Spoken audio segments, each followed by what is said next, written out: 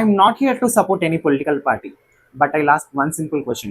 Why we are not treating Manipur like it's a part of our India? ఇదేం ఇప్పటి నుంచే జరుగుతుంది కాదు. 2023 నుంచే అక్కడ ఉద్యమం నిప్పు కణంలా మండుతుంది. దీని గురించి ఏ పొలిటికల్ లీడర్ కానీ ఏ న్యూస్ రిపోర్టర్ కానీ ఎందుకు మాట్లాడడం లేదు? అక్కడ నివసించే ప్రజల్లో 500 మందికి పైగా చనిపోయారు.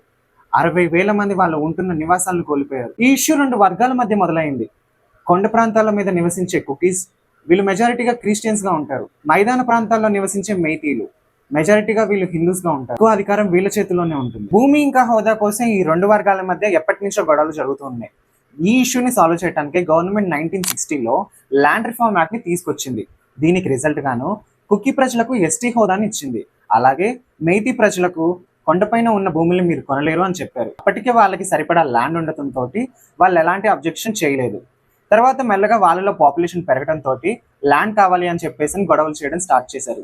దీనికి అగైనెస్ట్ గా 2023లో కుకీలు భూమి ఇవ్వము అని చెప్పేసి ప్రొటెస్ట్ చేయడం స్టార్ట్ చేశారు.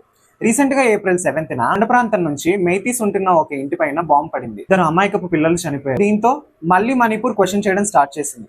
ఇప్పుడు మళ్ళీ మణిపూర్ బర్న్ అవుతుంది. ఒక పక్క మణిపూర్ లో ఇంత పెద్ద ఉద్యమాలు జరుగుతుంటే మోదీ గారు కనీసం పట్టించుకోకుండా ఫోటో షూట్స్ తోటి చిల్ అవుతున్నారు. వెస్ట్ బెంగాల్ లో ఎలక్షన్స్ 5 ఏళ్లకు ఒకసారి వస్తాయి. అలాగని చెప్పేసి మణిపూర్ ని ఇగ్నోర్ చేస్తే ఎలాగా? Not only in Manipur, Chhatrapur and ఒడిశాలోని ట్రైబల్స్ కూడా ప్రొటెస్ట్ చేస్తున్నారు. మోదీ గారు దీని గురించి పట్టించుకోవడం కాదు కదా, కనీసం మాట్లాడడం లేదు. దీన్ని బట్టే అర్థమవుతుంది మోదీ గారు షోయింగ్ హిస్ ప్రయారిటీస్ అని. I'm requesting to the government, please look towards Manipur. They really needed you, and please share this video to everyone until Manipur gets justice, and follow for more updates.